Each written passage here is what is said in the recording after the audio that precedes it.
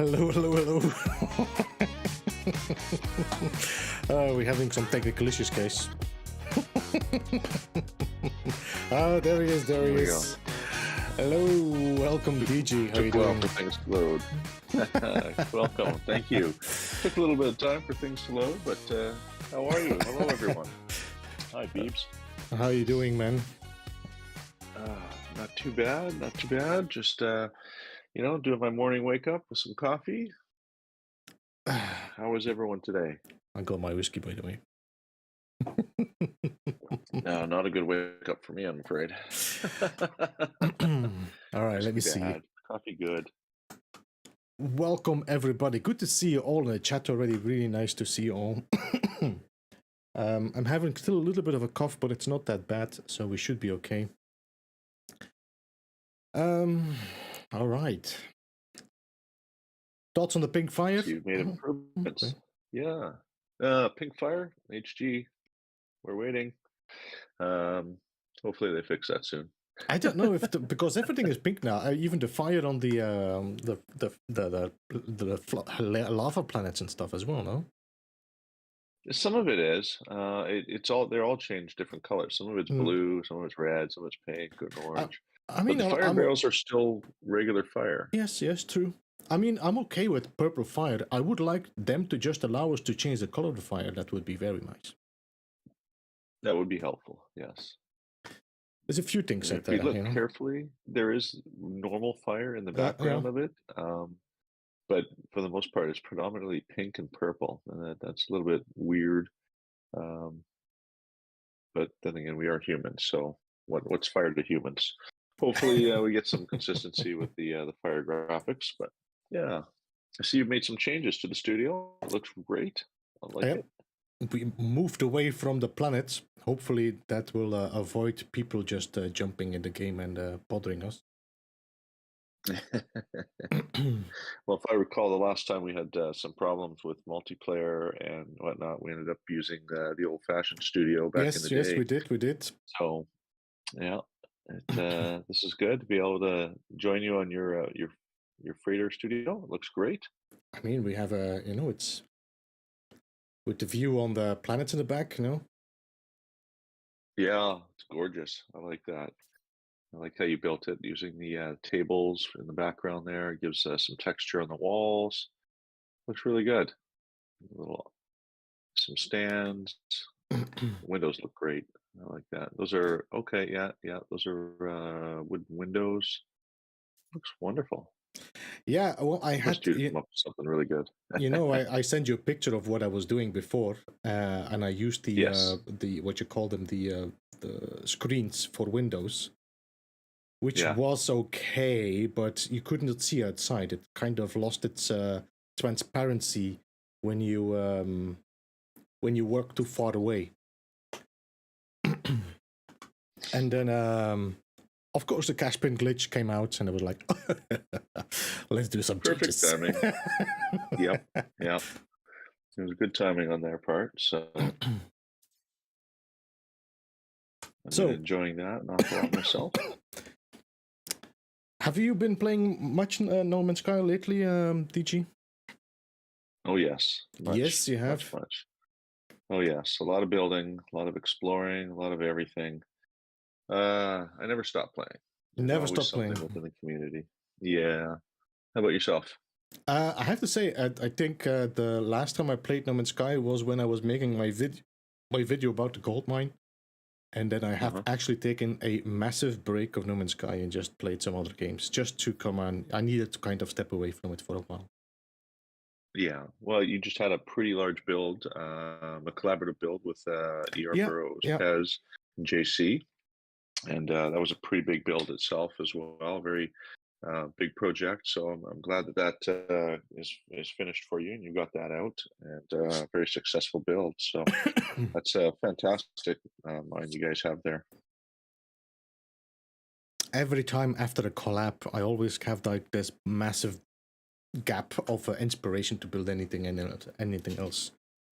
So yeah, it was good. I think when we have a collaboration like that, it's you use a lot of your creativity to put something out that really impresses, and of course you need a bit of time to sort of regenerate a little bit and get some of that creativity back and motivation. And with a game this old, that when we've played for so long, sometimes it's difficult. You have to sort of take a step back and then regain some of that again. I'm sort of on the opposite of you.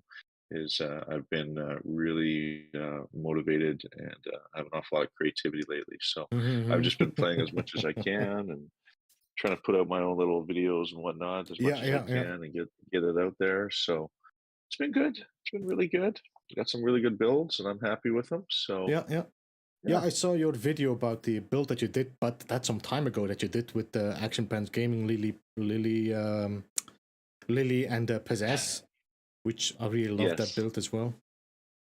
Yeah, the story build, that one's an ongoing project for me, but I was finally able to get the footage I needed and complete the editing for it, and so it was good. It was a really good one. I really enjoyed making that one. It's very different than the average video that I'd be putting out.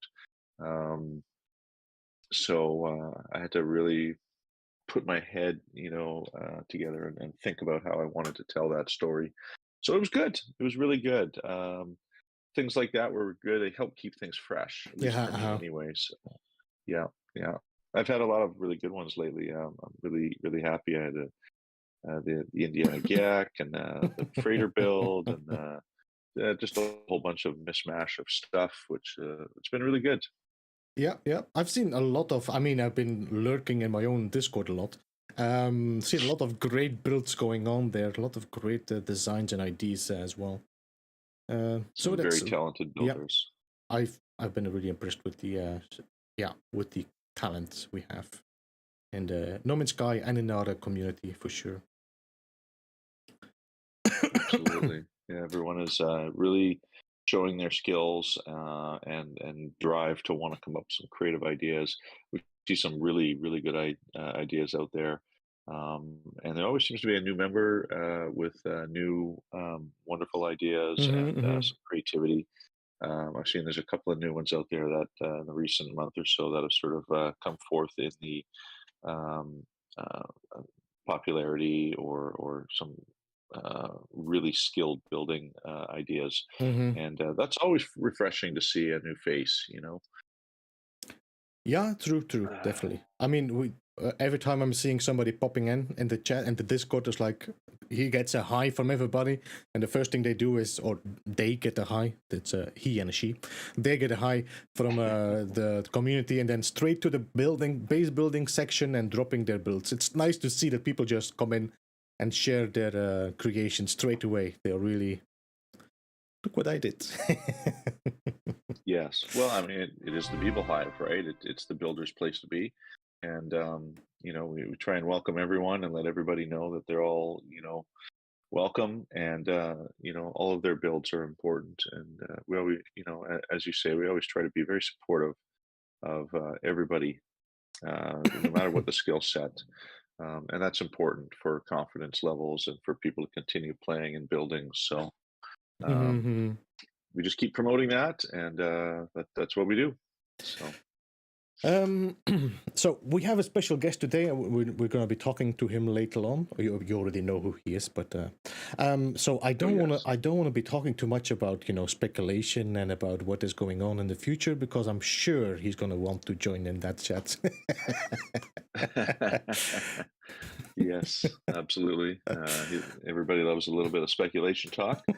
But what's on the go for you these days? Have you got any ideas you're trying to motivate yourself for? So my next video that I want to make is a guide about a few several farms you can build to make money. I Uh-huh. made the gold mine because that is the only actual mine that is now the most expensive one, gold, Yes. Yeah, since that's the best resource Waypoint. now. It's quite disappointing if you compare it with the activated indium farm, and especially as well when they did the diminishing return from thousands. Now it's ouch. Yeah, it's a little different. Yeah, Yeah, yeah, a little bit more focus on the old craftables again, yeah. right? The fusion So yeah, igniters, that's my the focus now, is to stasis make a discs. guide. Yeah, my focus is now to make a guide about some craftables that are worth money, and that is where you can just farm things. But trying to make a farm that you can kind of procedurally grow, so you don't actually lose what you made before. So that's my idea. Right. Oh, that's an interesting idea. I look forward to seeing your video on that one. I know myself, I've got something else coming up as well that is also mine related, but we're sort of putting things together until it's ready for launch. Um, I think that there's been an awful lot of um, presence put on mining and farming again within the game. Yeah, They're yeah. sort of strayed away from that for a while, and it's very clear and obvious that this is the direction that the HG wants to go. So I'm really pleased and interested that it's given a lot of builders something new again. Yeah, yeah, A lot yeah. of builders got tired of building mines and farms, and so this is giving us all something new to come up with interesting Mm-hmm. designs and collaborations and everything like that. So um, I'm really kind of pleased for it, to be honest with you. I like the idea of exploration. Mm-hmm. Again, we've gotten away with that a little. It's nice to come back and get down to roots of the game again. Yeah, the thing was that, I mean, as a content creator, I was quite of happy with my guides about activated indium and the hotspots. I was hoping that would be a bit of an evergreen video, but now everything is broken. That means I need to make a new video about this. And I didn't feel like making it, I didn't feel like making another farming guide, but I'm having so many people joining that video and telling, yeah, but that's not working, or it's not having the same money anymore. So it's like, yeah, okay, I need to make a video. I need to make an update. Uh, Yeah, the life of a content creator, right? yeah, Things get I mean, outdated with a single update. it's okay. Some games are just, some games just are static and they don't change much to your guide. A guide can be like, Yeah. 3 years old and it's still valid, but with No Man's Sky, forget it. Hey, you know what? It keeps the content creation coming all the time. So I know sometimes it can be a little annoying to have outdated videos and have to redo them with Hmm. new information, but in the end, it does give way to content. So you know, I guess there's you could see it from one side of the perspective to the other. For me, I don't make a lot of tutorials. Some I do, and some I don't. For those of you who are familiar, you may have noticed that my guides to the stairs before Frontiers are a little outdated. They do Hmm. still work, but they are a little outdated. I have not done much with them. Um, Simply because there's so much more to stairs right now, and I've allowed other players to sort of take the forefront with that. I know Alex Van Logan has come up with a wonderful little Hmm. guide on creating stairs with stone troughs, and so I promote that sort of shift in how things have developed, and I wish him the best of luck in his. So you know, things are um, always changing in the landscape yep, here. they're always changing. That's for sure. Yeah. S- so yeah. Excuse me. So that's my plan. I need to do this fear tutorial as well. I hate this fear.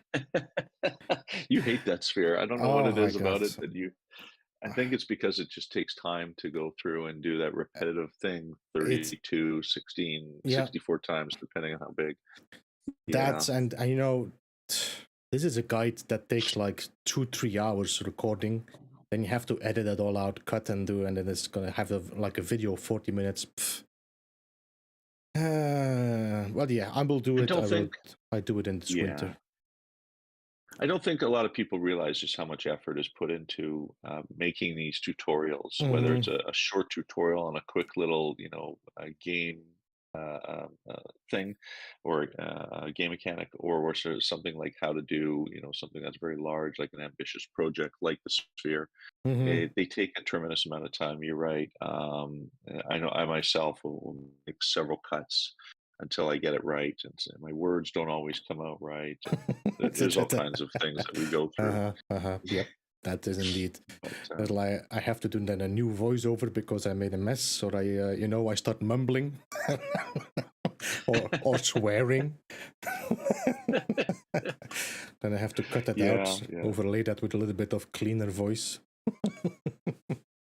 yeah. Well, that's part of the process, but in the end, when it's done, you feel satisfied that it's out there and it's Hmm. complete, and at least for about a year or so, it's a current technique that can be used, and go from there. So it it's just one of those things. The growing pains of content creation is sometimes you got to do the long ones, and sometimes it's an easy, and you can do a quick and easy one. Um, and you got to be thorough. That's another thing, is you have to be thorough and very exacting, because Uh-huh. not everybody follows instructions the same, and so you want to make sure that it's going to work for people. So that in itself is a whole talent, to be able to Hmm. explain yourself very clearly. It's yeah, no, I give you a lot of respect for being able to do that consistently over the last few years. The danger is if when you've been building for 3 years. I think it's 3 years now, more than 3 years. You take a lot of things for granted as well when you're building, and it's really dangerous to make a guide and not take into account that people don't know what you're talking about when you share something.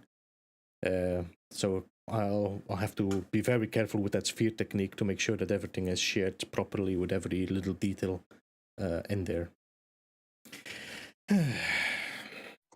Absolutely, you have to be detailed, Mm. detail oriented. Something that is a must when doing something like that. And if So, you're not detailed, then you see it in the comments. How do you do this? yes, yeah, it's not working for me. That's a big Yeah, one. I'll But look. yeah, I I've I experienced it said and learned. free placement. Oh, I missed that. Free placement is the most missed function in building. It is, but it's also one of my favorites too, because Hmm. a lot of people, the snapping, it makes things very easy, but free placement gives you an awful lot of room to move things around in the right placement. Sometimes you just can't get that angle right, or you just can't get the right look, like placing desks or chairs in a room. And replacement really makes a big difference. Mm-hmm. And from there, you can free place a single part and then build a structure off of it Mm-hmm. for scaffolding, and that helps a lot as Uh-huh. well. So there's something very underrated about the free placement mode, um, and it's something I use an awful lot Mm-hmm. when building. So yeah, I did some free what placement here. My desk is free placed and stuff, you know. yeah. What's your favorite technique? What do you like to use most? I mean, the universal adjacency. That's the favorite one. Yeah, Um, I tend to agree that yeah, that happens to be mine as well. yeah. It's the same like you would have the adjacency, but it's even more expanded. So when I had when we had the wire glitch adjacency and the whatever, then adjacency was still my favorite glitch. It was so many people using so many people underestimated the use of free adjacency, and now the universal adjacency is even better. More Yeah, there's so reverse much you can do with it. cowgirl. No, not reverse cowgirl. Captain, you're on the wrong website. Uh, That's the room next door. So, yeah, I tend to agree. The universal adjacency is definitely my most used trick, I guess if you want to call it that. And it can be used in so many ways, light boxes or the tables um, for spacing and things like that. It's changed the landscape of uh-huh, building uh-huh. for certain. Mm-hmm. Before, I'm sure you remember it's the old wire glitch where they're doing the blender glitch, Mm-hmm. tether glitch, and the wire glitch, and so on. Not so much anymore now. Any object can be glitched onto with a circuit, and you don't have to run a wire to get to it anymore, and that's really handy. Uh-huh, uh-huh, yeah. It makes things a lot easier in a lot of ways. Although I will say I do miss the total wire control. Do you remember that one? That Yeah, was one of my yeah, favorite ones that you developed, and I yeah. really miss that one. You can come up with ways that are similar now, Well, but the that's the total reverse wire wire control was glitch. The really reverse good. wire glitch is the way now to kind of take the total wire control, but it's different. Yeah, it It's is a little bit different. different. Yeah, Yeah, yeah. Having to straighten our wires yeah. makes for a more exacting way, but at first it was a little daunting because it took a while to get used to having to straighten those wires. um, yeah, and that's that's my T-shirt as well. Now, if you saw my new T-shirt design Which one is it? Let's with see. the Indiana Jones. No, not this one. The No, I one haven't that seen it. I have to order it. I'm still it's in order. The Indiana Oh, the okay. T-shirt design that I made that's shared on Discord. The one with Indiana Jones gag. I didn't know you were using that now. No, did you not? Did you not see the new design? You actually replied to it and Uh, said, and Gag Jones. yeah, I saw the design. I just didn't know you were using it until yesterday. No. This is a new T-shirt though, so it's I ordered it, but it's actually Indiana Jones that is going to replace a building part. People Gag Indiana Jones is going to replace the part like he's doing in the movie. Okay, Did you see Indiana Jones the first movie I did. Yeah, where you're talking he about the sandbag there where on he the. replaces the sandbag with the idol?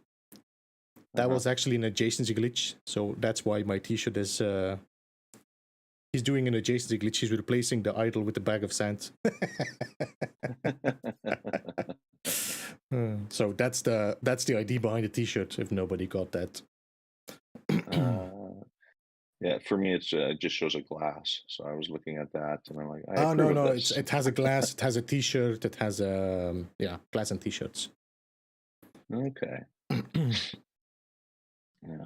Next, we're gonna have you running away from a giant ball or a giant boulder. I think I could I arrange that. I have Just another come design visit another mine. design for next month. Another design for next month, but it costs some money to design them, so I'm spreading my costs. Yeah. Well, you kind of have to keep the shirts and the merch original and constantly keep them new and fresh. Otherwise, the people get bored of them and they won't buy them anymore. So that's another aspect to being a content creator. Is you always have to, if you're in it to make money, then you got to have a merch store and all the other things as well, right? So it's like this multifaceted um, site that you guys run. So um, yeah, and of course you have your website now too. So that's doing really well. That's a very convenient and handy way of finding your tutorials and various other things. Yeah, So I'll have to do some updating there. Playlist has to be adjusted. I have to take out some older videos that are no longer valid. I've been changing the titles and saying, outdated, but I need to take them away as well so people don't go to it anymore. yeah, with so many videos, it's a daunting task, Yeah. to go through them all. That takes time. So I'm sure you'll get to it. Yeah, well, it's a tedious job, so that's always procrastinated to the last part, Yeah, procrastination. I think that's my middle name. Well, yeah, mine too, and that's even doing with the things I like. So the things I don't like gets shoved even further. Even further back. Yeah. Well, this is a video game after all. So what do you think? We call in our guest of honor? I think it's time to call in our guest of honor. Let's see if he's still there. Yeah, okay. Let's pull in. Hello. So this has been a long time coming, I think. Hello there. You can. Right? Hey, Captain, you can come and sit next to us, man. Sweet. Okie pokey. Here I is, and I'm sitting here, right next to the pink fire. Captain. Hello, yeah, you're right, DJ. Or DG. Let me just drop a link as well. DJ. Everyone else does. How are you, Captain? It's good to see you. Yeah, not so bad, mate. Yourself? I'm very good, thank you. I like your color of your outfit there. You've got a nice sort of a reddish pinky shoulder pads and the shin pads and everything. Looks very good. Thank you. I like your assembly of tusks and testicles on your face. They look lovely. Yes, yeah. They've been. That's my character for a long time now that I've always had. So I just stick with the same old blue fella with the hammerhead eyes. Very cool. Very Star Wars. I'm trying to find your link, Captain Steve. Let me see. I always wanted to be depicted as an alien, so this one sort of fit the bill nicely, and I've been happy with it ever since.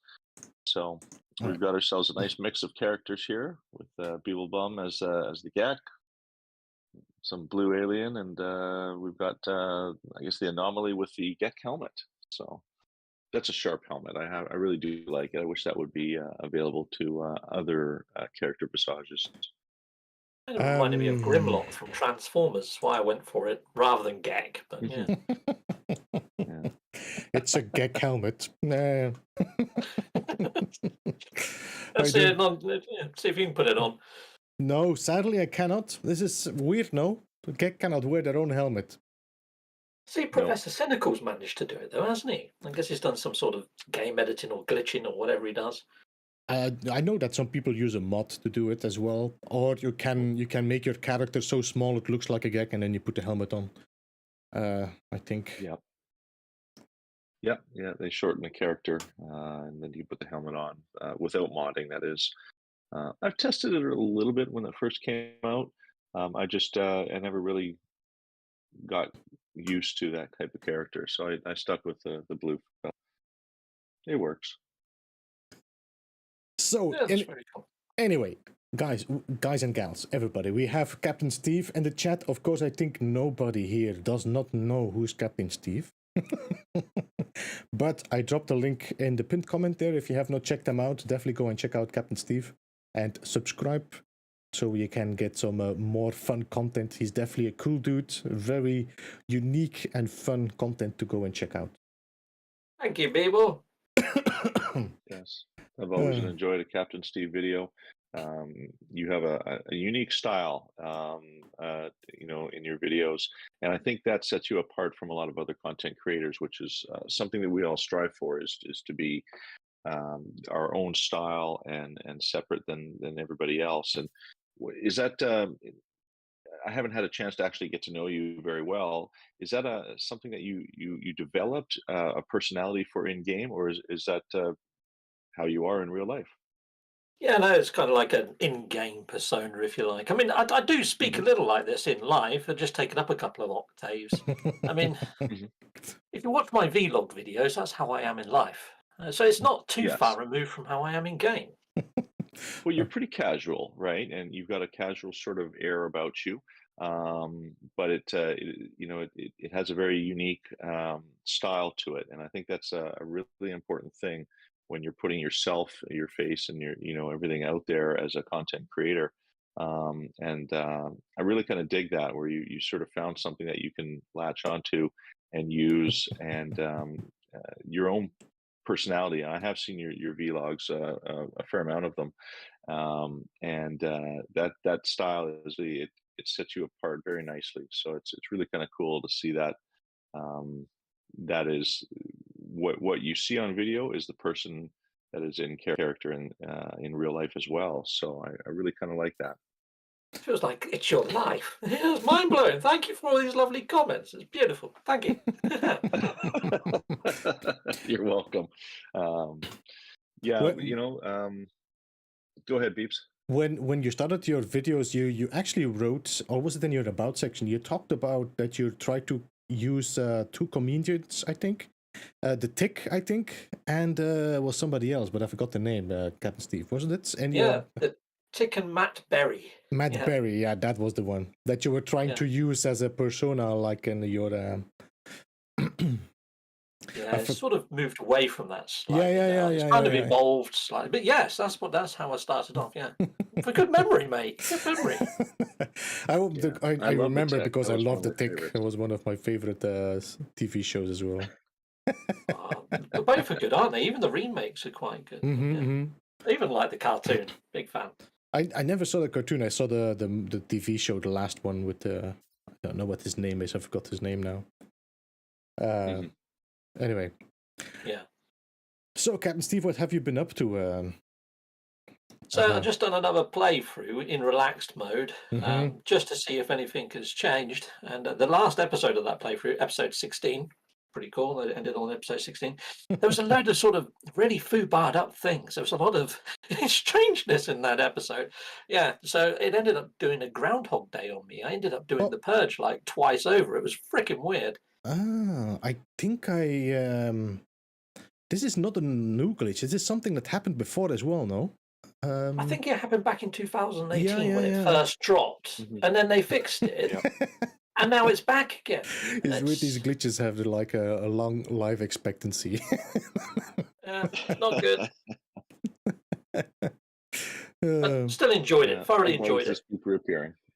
So the relaxed mode I found is awesome because you get so many more resources. Like when you mine like copper out of the ground, you don't have to uh-huh. worry about shrinking your beam or anything. Just hammer it with the biggest one. Mhm. You get shed loads of resources. I kind of understand why they did relaxed mode. It's that mode where people can play with a baby on their lap while ironing and then have a joypad in the other hand. Yeah, yeah, yeah. So yeah, some Yeah, people haven't got as much time.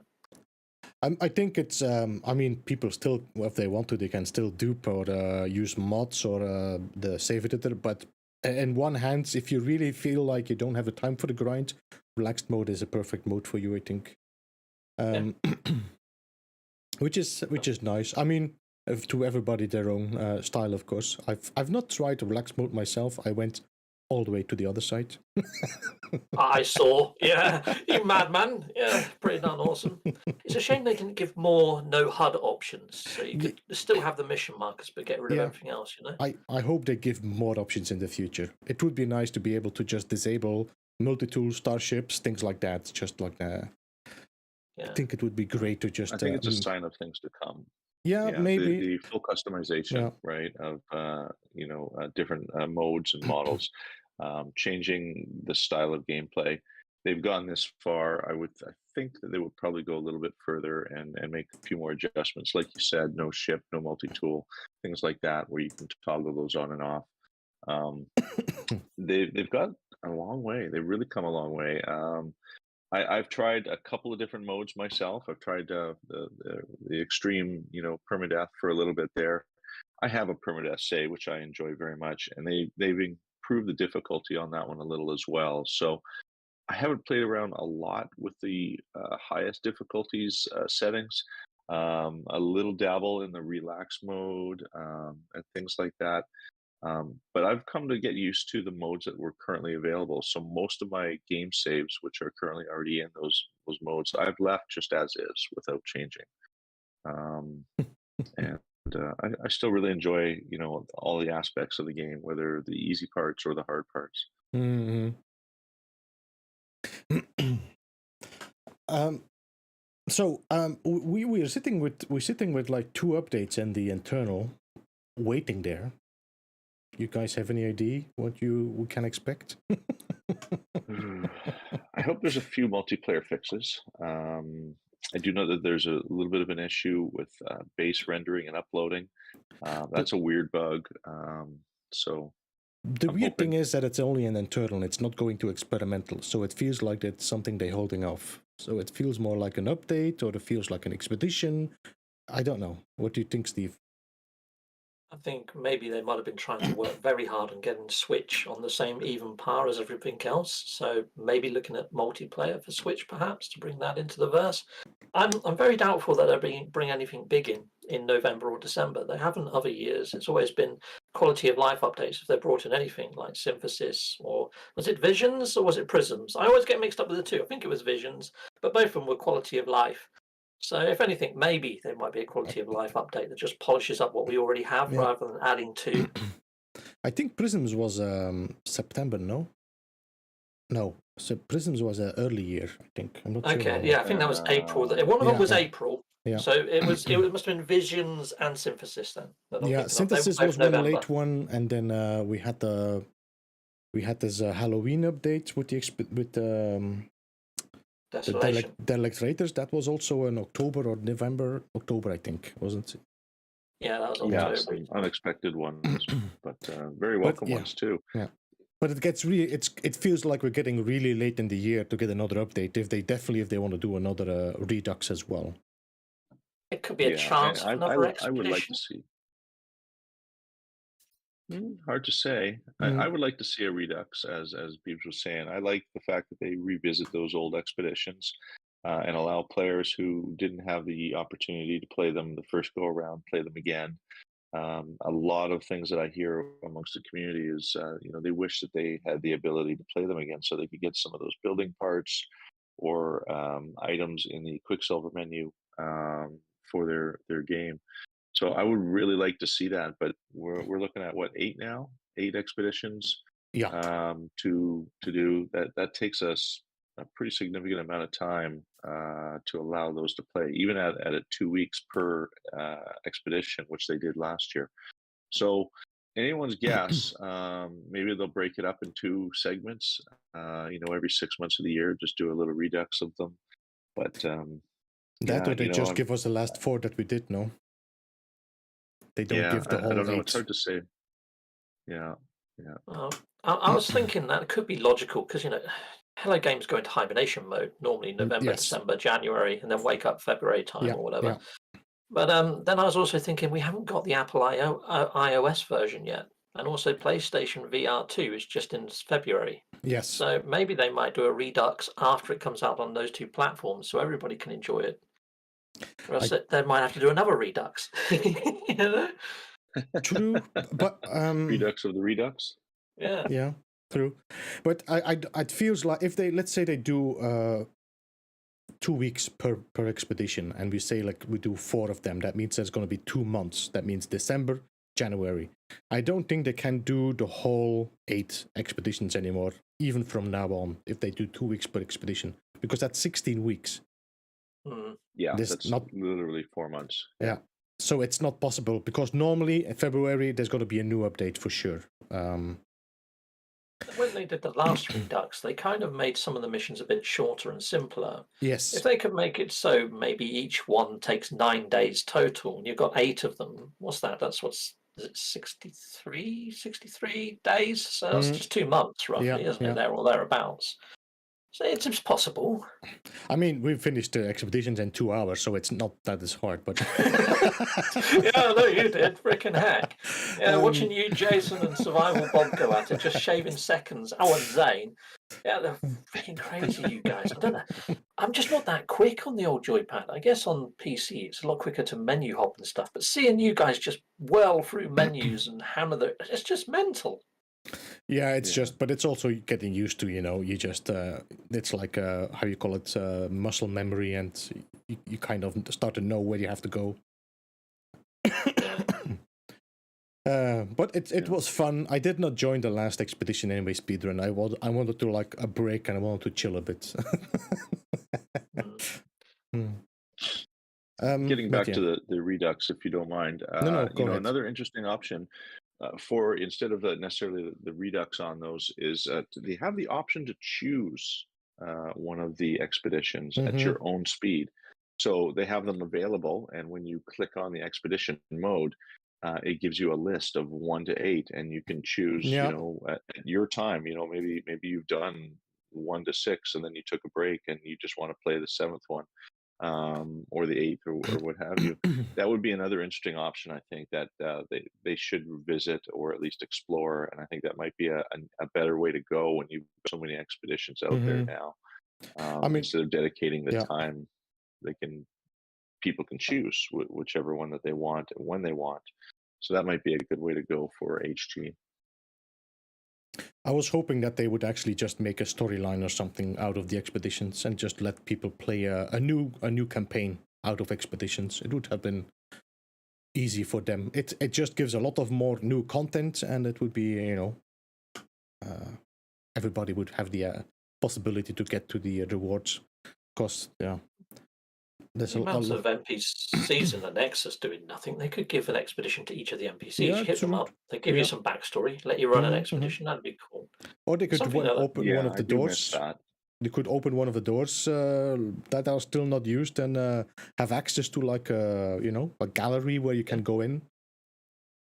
Pick episode. Cool. Yeah, I don't know. Do you remember the summer weekend missions from 2 years ago there, Beebs? Yeah, I know. That's also gone.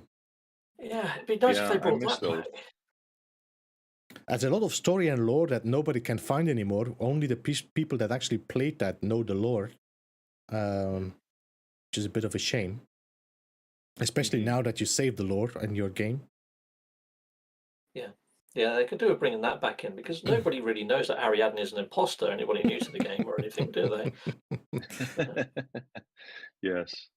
Yeah, and the funny thing is, Ariadne, still acts very sketchy. Yes. I think it was the Sentinel update there when we had the Sentinel pillars.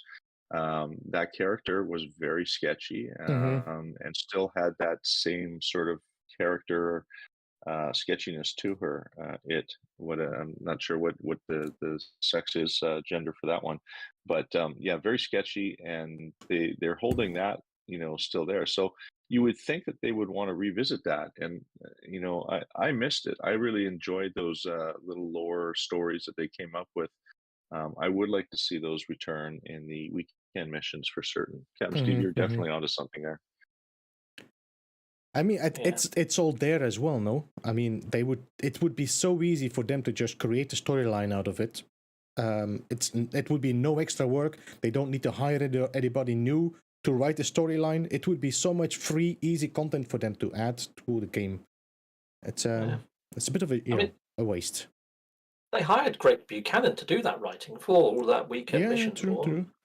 And they were super proud of it. So was he. But even like DG just mentioned with the Sentinel pillar lore, when you go down to a Sentinel pillar, you interact with it to get some lore out of the pillar. It comes up with Ariadne's code, sort of redacted, doesn't it? So people are like, "What the fudge? Why is that there?" It would make sense. I mean, it's nice to keep an open-ended story, so you can kind of make your own story. But it's also nice to have an end somewhere, even if it's not conclusive. It would be nice to find the real Ariadne or whatever, and then figure out what's going on. Yeah, I'm wondering Mhm. whether they're going to bring it to all the other platforms and get as many people on as possible, and then chuck in a load of new story and lore as like one final sort of Yeah, it could thing be before they move to their new title. finalize No Man's Sky, and then Yeah. I mean, Yeah, it would be I good. like the idea of tying it together. Hmm. Maybe. I think You never know. next year is going to be interesting and exciting for many reasons. Hopefully, with PlayStation VR 2 as well, that's going to be fun. But then hopefully they announce their new project, or at least give a trailer or something. I'm kind of looking forward to the Game Awards in December. I'm hoping Yeah, something I'm gets sneaked in then. I'm actually hoping that as well. Hoping / expecting something to happen the last of the year now. Especially if they win the nomination for Best Community. Yeah, Sean gets up Yes. on stage and, whoa, this is what we're working on. Yeah, that'd be cool. Yeah, that's the most recent one, isn't it? The Best Community Awards. I believe voting is still available for that one there. If those of you who haven't voted for it, definitely. But yeah, I mean, what can you say about the No Man's Sky community? There's been nothing but positive vibes right from the very get-go, to be honest with you. Even when the game was getting a lot of negative reviews, way back, and even most recently, they've had some turbulent times, but still the community, steps up and goes over and above what expectations are. So. Um, yeah, you can't say enough about it. Captain, I wanted to ask you a specific question. Mm. What is your opinions of the Switch? So that's the new platform that we've come out with on No Man's Sky. You played it a little bit, and I've seen your videos on it a little bit, but not everybody has seen them. Can you give us what your thoughts are on the Switch? Well, I don't actually own the Switch version, although I've done some videos about the Switch version and talked a little bit about what the Switch doesn't have. It's just going by what people have told me in my comments and things. But so far, I know that Mhm. they haven't got access to the Quicksilver store. Well, no, they've got access to the Quicksilver store, but they can't run Quicksilver missions to earn No. the Quicksilver, which is a bit of a kick in the shins since they just added in a nice cape with 3,000 Quicksilver. Look It's at gonna what take 'em you ages. cannot buy. Yeah, unless you go and harvest stellar ice for 2 days. Mm. Yeah, it's freaking mental. So I'm hoping they get that fixed. I mean, they just put the patch out onto Switch. I don't know whether they've got boosted slots yet, but I've still got the comments come back to say no, we can't get the Quicksilver yet, Captain Steve, on the latest update. So that's yeah. I hope Hello Games get that fixed and get that fixed rather pronto for them. It's it's weird, no, that they again, and this is probably a broken record now, but if there would be some feedback, like, listen, guys, this is broken. We know, we're working on that. That would be so much easier for people. Just okay, they're working on it. Good.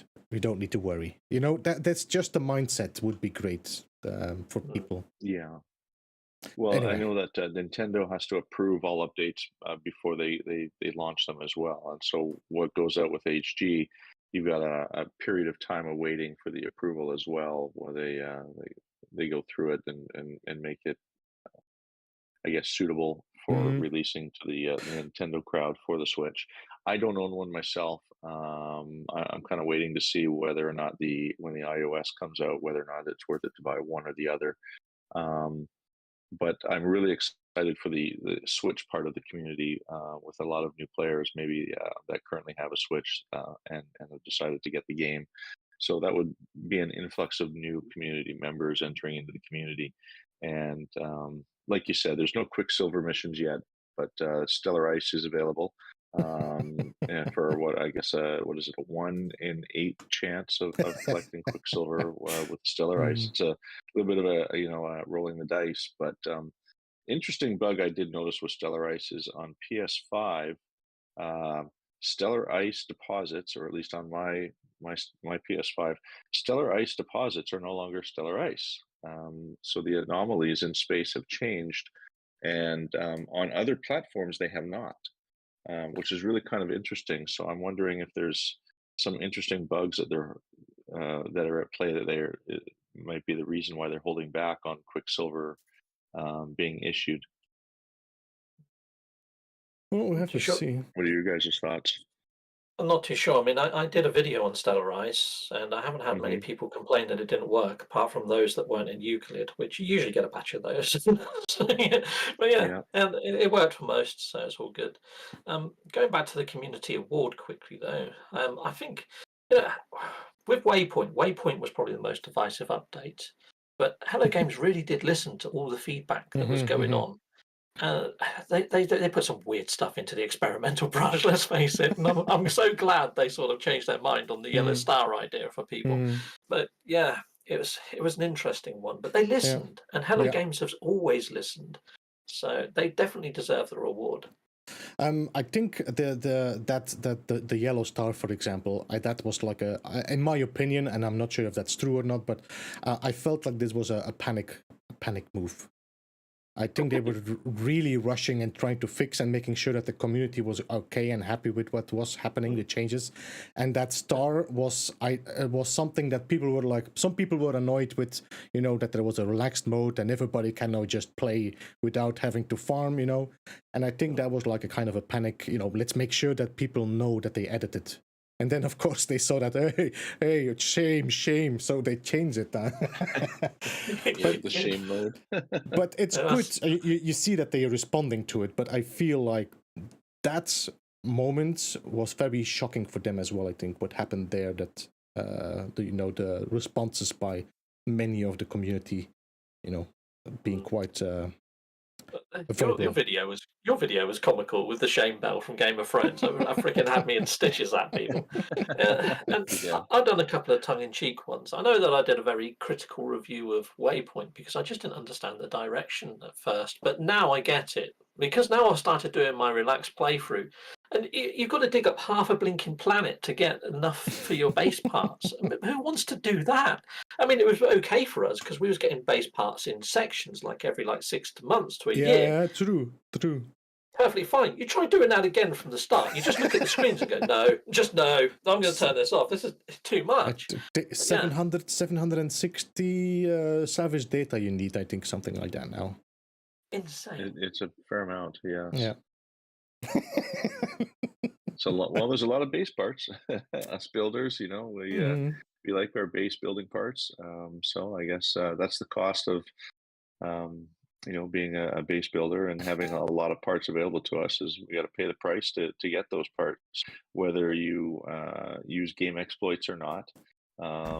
It still takes time to accumulate that much. So, the very good reasons. I like the different modes. I like the available ideas where you can adjust certain things, and you don't have to make it 100%, easy mode. Perhaps maybe you're just tired of refueling your ship. You can just toggle that one to always have launch fuel or warp drive. Um, so there's a lot of customization that can be done to suit each and every player out there. I personally I like the direction that it went. I think a lot of people have been wanting something like this, but were afraid to say so in the past, and it just sort of speaks to the fact that HD does listen to us, even when we're not speaking openly and very publicly in a lot of public places like Reddit or even on Twitter. So they're out there. They've got people out there that are watching and listening. And what can you really say about a developer group that does that? Which is a pretty amazing thing, honestly. Yeah, I totally agree. But at the same time, I'm thinking rather than do that, or as well as do what they did with Waypoint and given the slider options, is maybe then look at how often people use that mode and when they use it and what they use it for. Maybe they are doing that. Maybe they're collaborating some data in the background to try and understand which bits of the game people speed up. And maybe say like those base parts that I was just on about. Well, inside the settlements, they separated it into races in a roundabout way. Gek have got the wooden structures, and the concrete, the Viking or whatever. Maybe I've got that around the wrong way. And Korvax is metal. Well, maybe they might tie it to the milestones. So as you up your guild ranking with the Gek, you get all the Gek base parts or something. Maybe they might do something along those lines in future. Well, you know what I would like as well, actually, is that you get the opportunity to create your character before you start your new game. And then deciding on what character you choose, your build parts also adjusted to that, the beginning build parts. Oh, I like that. That's a nice idea, Beebs. That's a good one. That would, Yeah. I think, and also I've been talking about that quite some time, a few times now, is that I feel your race that you choose should influence how you get treated by the other races. Totally. Yeah. Yeah, 100% agree with that. Yeah. And if You you're know, a it's funny you git, mentioned that. they should treat you like Mhm. one. Yeah. Yes, yeah, and early in the game, and I'm not sure if you guys remember this or not. Back way back in the early days when you um, first spawned in, and depending on the planet that you're on, you had to pledge your allegiance to one of the races based on the planet and the ruling species in that system.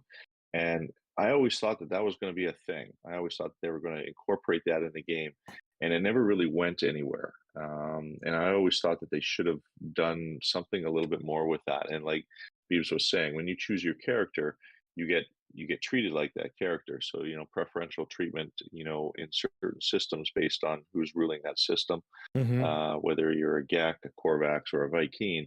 And of course, if you're a traveler like my character, perhaps you're just not liked in any of the systems. So, I mean, I think that they could definitely, go a long way with incorporating some of the lore and some of those little finer points on the characterization that we create for our own characters, and it would make for some interesting gameplay and stories for certain. I think so. Yeah, I mean, yeah. I think Hello Games needs to hire some of us.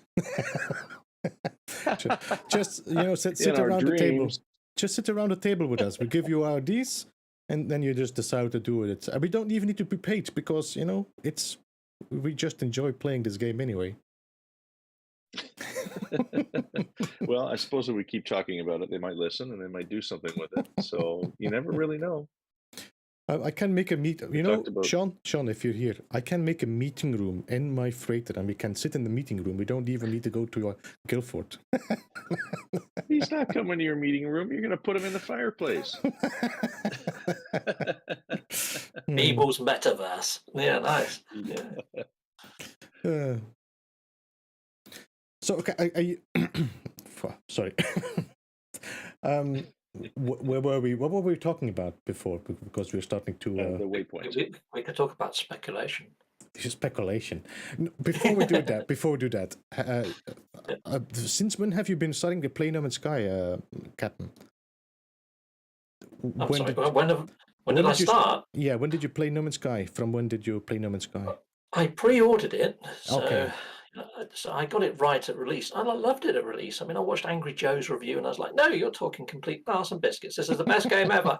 Yeah, and I carried on playing it. But then Destiny 2 dropped. Well, Destiny dropped, and I had that pre-ordered too. So I jumped over to Destiny for quite some time, and that sucked my freaking soul away, that game. But then Next dropped, and it brought in character models, and I was like, "Right, okay." Now I can see my character. I'm going to start doing YouTube. And I'm going to voice act for that little droid, and that's when I started doing YouTube.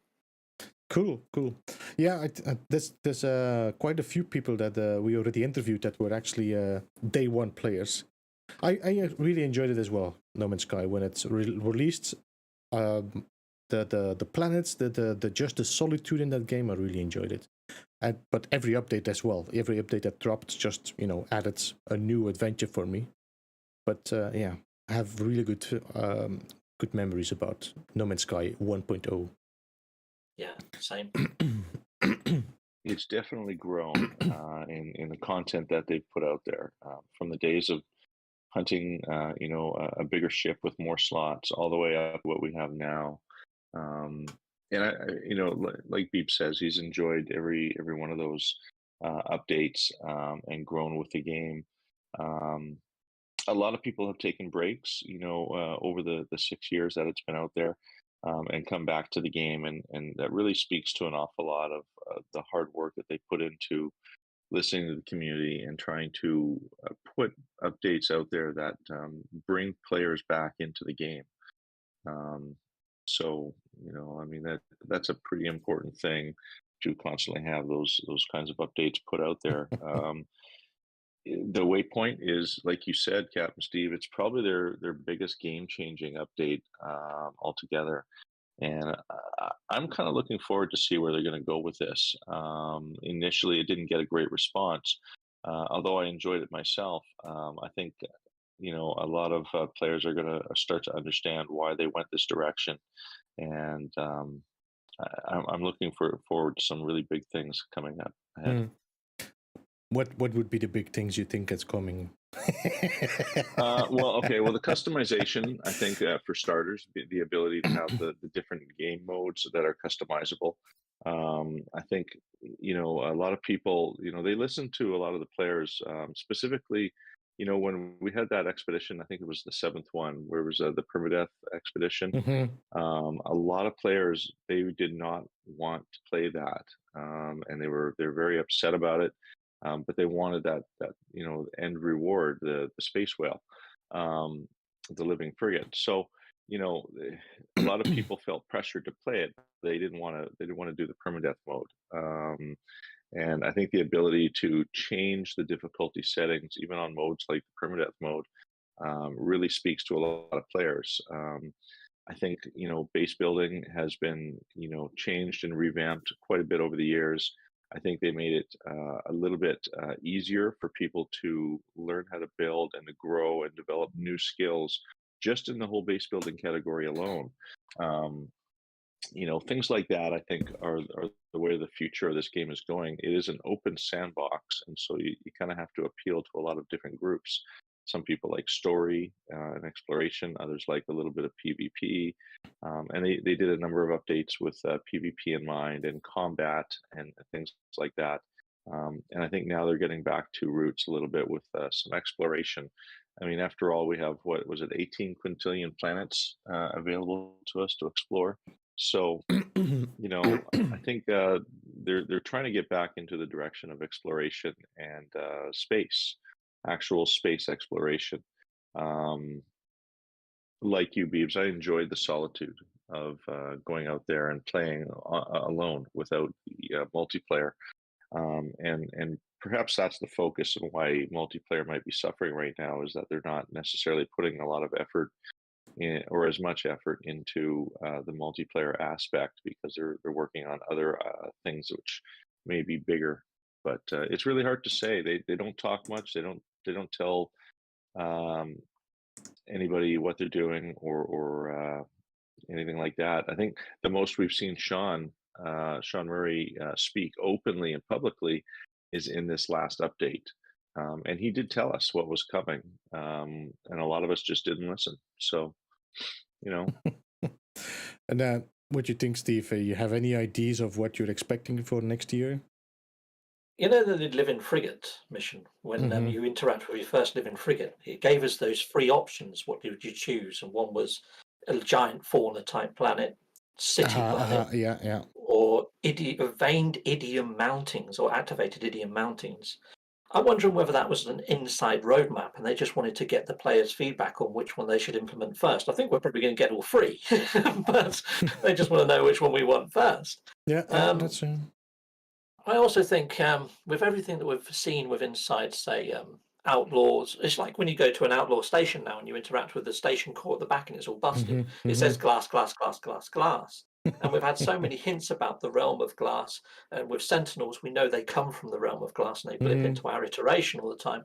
I'm wondering whether we're going to be going into the realm of glass at some point to combat this sort of infection or this corruption as some sort of antivirus, as the Travelers, and that's probably why it was created or brought into the iteration, to sort of stop the purge from needing to happen, perhaps. So that's what I'm hoping. It's a lot, but because they've put so many hints inside of the lore, and it's new lore, and it's pointing that way. I mean, we got lay labs years back. I was saying one day I want my own Sentinel drone. We've got it now. It's here. Yes. Tangible lore. They're making lore reality, and I like that, and I hope they carry on doing that. Yeah, there's definitely a lot of how you call it, little peeks behind the curtain that they give us every time, and it would be nice to there's so many things that they have been hinting to that we are. After a while, there's so many things that you don't know anymore what's going to happen. I mean, Station Override Core is now more than a year old. Yeah. That was since when was that Station Override Core? That's a good year. A little over a year. Yeah, it was about September last year, I think it was. Yeah, I think it was even earlier, but I'm not sure which update it was. I forgot which update it was. Yeah. Or was it an yeah. I expedition? think I'm not that sure. may have been replaced with something else. Yeah, possibly. that was my feeling as well, but it's weird that they kept it in there. They keep it in there as an option. That's why I still don't 100% accept it, you know. I'm still, my fingers are still crossed for space station ownership. Yeah, I got my fingers crossed on that as well. I mean, we have freighters of all various sizes. We have living frigates, all things that the community have asked for over the years, and lay laps, of course. We all of us, a lot of us, really wanted our own Sentinels. Many of us still wish we could have one of those Sentinel ships. So, I mean, maybe the door is still open to buy or obtain a Sentinel ship as well, fighter ship. So they've opened so many doors. They really have, and I think they can go down any of those avenues and choose one of them and pursue that. Just because the game is so wide open, and there's been so many things that they've implemented or started to implement, and then just sort of left it there. And I'm kind of wondering if they are going to finish all their ideas they are planning.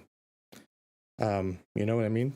If they are going to run out of energy quicker than they have their IDs left for No Man's Sky.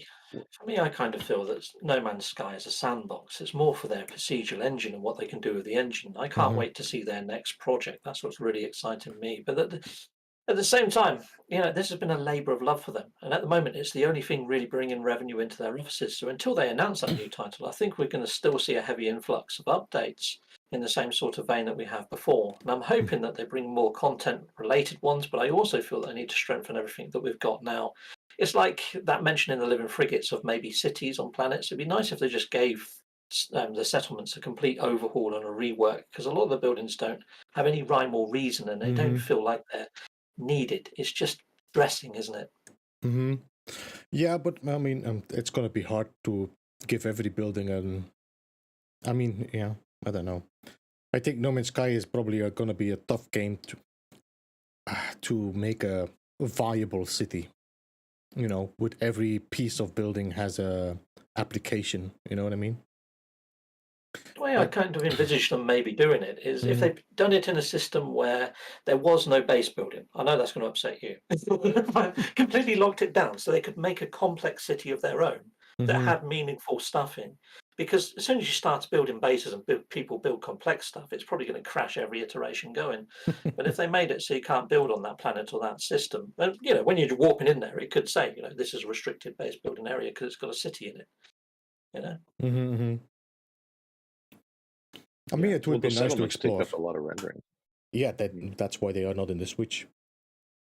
Yeah, yeah. I estimate probably approximately 3,000 parts, which is about the same as our complexity level per base. So I would imagine, you know, that's a big thing as well. And I've seen a few weird mishaps, when building in and around some of those settlements at times, because you're just adding more complexity to a localized area.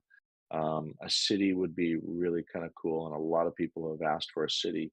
But I think that crossing that border is very difficult because the game can only handle so much in terms of its renderability. So, you know, they made a lot of improvements though. You know, when you first used the Switch on live stream there, when they first brought it out there and released it, I was really impressed with the fact that you could visit other bases that were built from other platforms, and unless you pulled out to look at the entirety of cannot the zoom out. yeah, you could visit that base, and there's been a few Switch players in the cafe that I've been talking with, and they also they can see other bases. It's a little bit patchy at times, so I think that they might, like Captain Steve might be right, where they're working on a multiplayer patch that would allow for Switch players to interact with the rest of the community, Mhm. at least on a multiplayer scale. So they're holding back on something. We're all agreed on that. Question is what, and I hope you're right, Captain Steve. I'd like to see multiplayer introduced into the Switch community, um, because they've allowed for cross-platform viewing of bases. That's the next logical step. I don't Well, think we will see they've managed to do it. multiplayer. They've managed to do it with Ark on the Switch, haven't they? Ark has got multiplayer, hasn't it? I don't know. I don't know. I don't play Arc. I watch Beebs play Arc, and that's about as far as it goes. I was just jumping around a few Switch forums and seeing what other games have multiplayer, and loads of them do. You know, Fortnite has that; it's got multiplayer. And I know this is a bit smaller graphically, but Yeah, but because Ark is also only a map now, I don't think you have several maps in Ark on Switch. I think you only have one map. So the I'm map sure is. I don't know. I feel like they were very, at least they were very careful with what they said. So multiplayer is not available, settlement is not available, and we will look into it. But it was clear they made sure that there were no promises made there. Yeah, I know me and you, we've done speculation videos and going by the Switch trailer and what we thought would be coming to Switch. I think we hit the nail on the head. So, yeah, I think it could be pushing the boundaries too far. But let's see what they do on iOS, because they might be able to learn something from iOS that they can port over to Switch to bring some kind of multiplayer in, even if it's just the light up orbs that we had back when, Yeah, true. I mean, if you compare No Man's Sky with 6 years ago and now, the amount they have been changing and optimizing, that is just stunning. I mean, the quality of the game, the render, the possibility to build complex bases. If you would have done that on 1.0, your PS4 would have fried. So the fact that they can put this all on the Switch now is just amazing. So I remember Legacy Zero like 2 years ago saying, "I bet this comes to Switch one day," and I was like, "No way! Have you seen Battle for Atlas on the Switch? There's no way it could handle No Man's Sky." I sort of ripped into him, and no, he was right. I was wrong.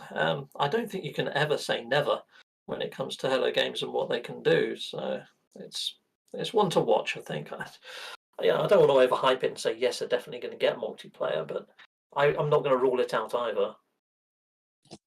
They've definitely surprised us an awful lot over the years.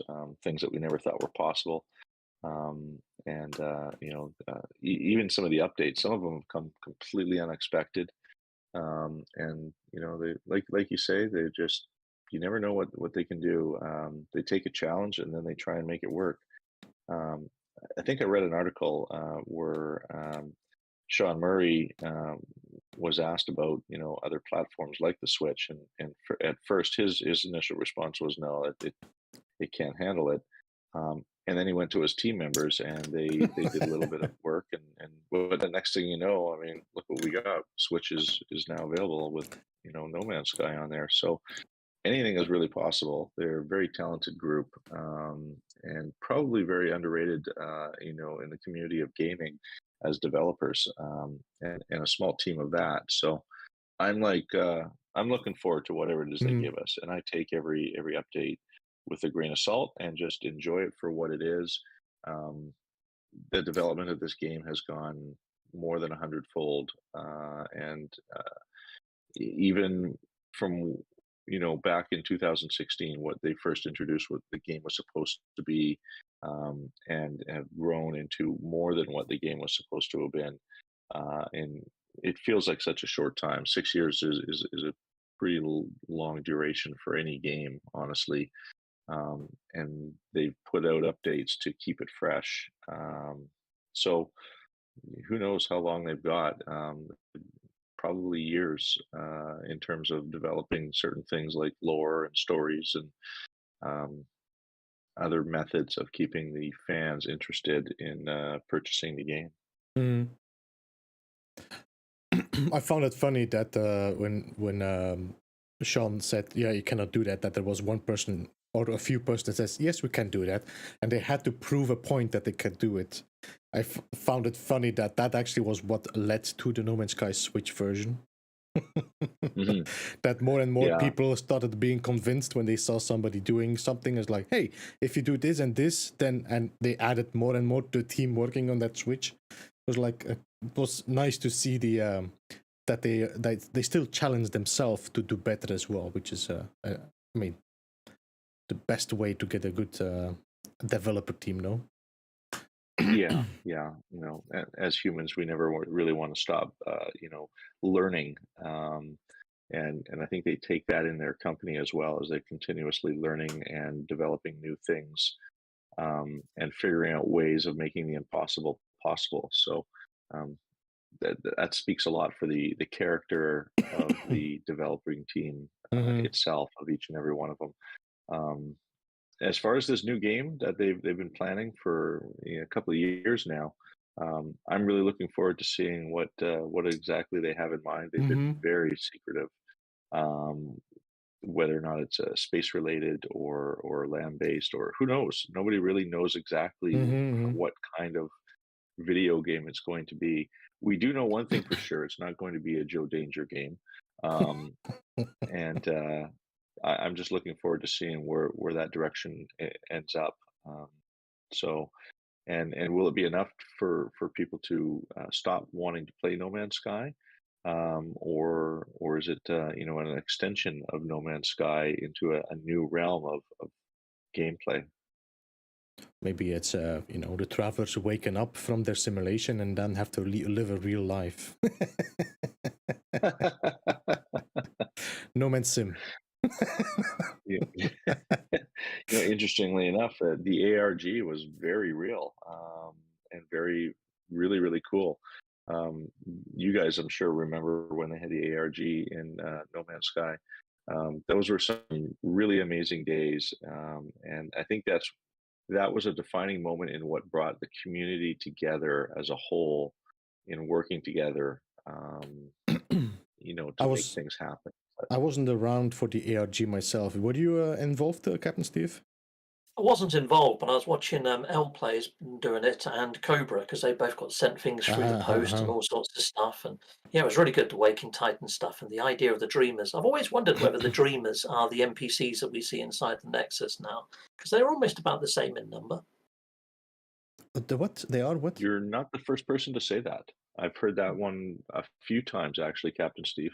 That a lot of people believe that those dreamers are the ones that are in the Nexus. And of course, you've got Nada and Polo leading the way, but you know, they opened the door to something that was really great and a wonderful story.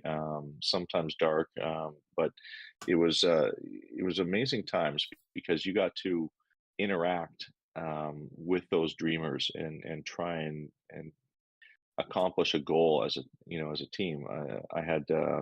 I think I was responsible for a couple of dreamers myself when taking part in the ARG, and you felt responsible for these people as actual humans. Even though it was make believe, but you felt responsible, for them, that you had to wake them in some way, and that was a really cool thing, and it drove the community in such a positive way. Even geez, correct me if I'm wrong here. The little um, furry, what was it? A mole? No, it was Hamster, a gerbil, gerbil, hamster, yeah, hamster. something It like was a that. Yeah, hamster. Thank you. yeah. Yeah.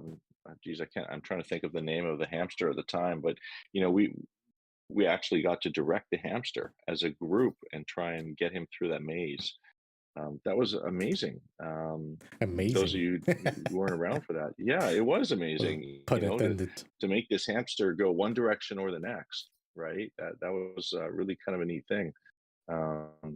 And of course, that hamster has since passed away and has had offspring. But um, still, to this day, I have very fond memories of the ARG, and I actually kind of wish that they would do another one.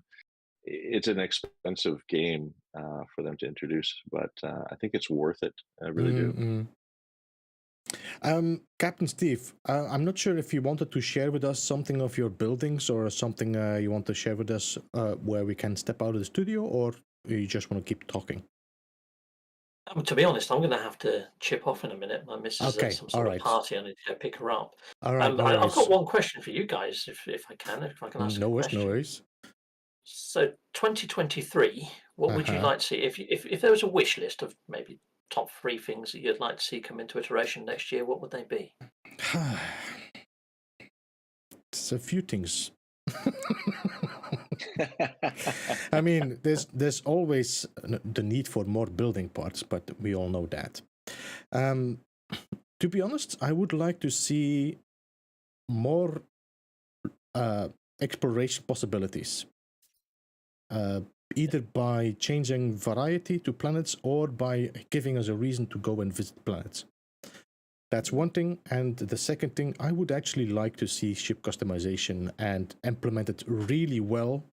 That would also boost the need for exploration. I liked your video on ship customization. If people out there haven't seen Beeble's video on ship customization, it's a must see. Thanks. But yeah, that's my idea, a bit of ship customization to actually give a real urge to go and explore, find things. Cool. Yeah. If it's done right, I think that could satisfy, different different components of the community. From the ship hunters to people who just want to find, customize their own ship their own way. That's some really good ideas. I've seen your video, Beebs, and I actually really kind of think that might be a really good way to go. It's hard. It's really hard to implement something like that into the game when so much of the community has done things a certain way, and change does evoke a little bit of fear in some people, many people for that matter. But if it's done right, it can be done. And who knows? The future is wide open. For myself, I would like to see, living freighters.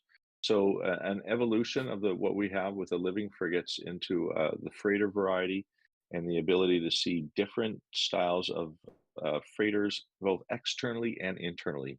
Um, we can build bases in our freighters and make them different internally, but I think like the bridges and some of the components that don't change, I think I'd like to see a little bit more variety with those, and it would give a little bit more reason to actually go out and continuously hunt for different freighters, which would suit different people's styles in terms of their own aesthetics that they like.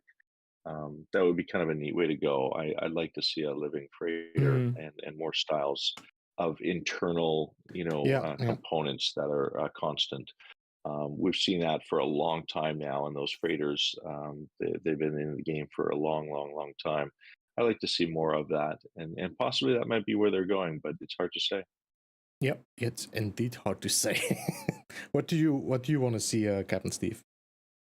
Pretty much everything that I mentioned before in my speculation, but also a reason to go to every single galaxy, all 256, or even if they shrunk it down to 16. But Yep. then there's some awesome mods out there that PC players have got. It'd be nice if they implemented a mod to each of the different sort of galaxies to make it feel different as you go through each of the different galaxies and give a better gameplay loop. Yeah. What might be interesting, Captain Steve, is that when you mention a reason to go to each and every one of those galaxies, perhaps each galaxy has a piece of the puzzle to more lore or more story of No Man's Sky, of the different races, characters, the dreamers. Yeah. That might be a good way to go in terms of allowing for that exploration factor. Give them a reason to unlock the next portion of the story. Yeah. That, and you have to go to that galaxy, and you only find it in certain star systems, but it would be a random, RNG kind of a thing, where you don't know where you're going to find that clue, but it's out there in that galaxy, and it could be in multiple places in that galaxy based on your own algorithm. But it might be a Yeah. way to go, to allow for that exploration and get people out there and exploring. Some of my most cherished years of playing No Man's Sky were exploration and racing through the galaxies. checking them out and seeing the differences between them, and understanding the dynamics of how they are, how they function, how to travel through them.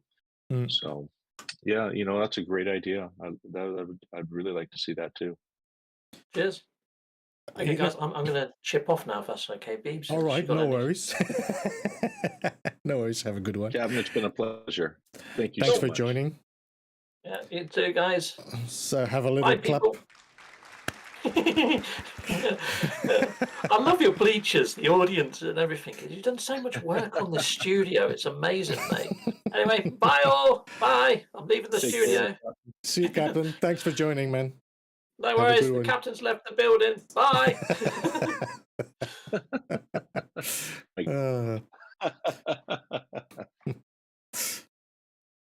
Well, another great interview by another great guest.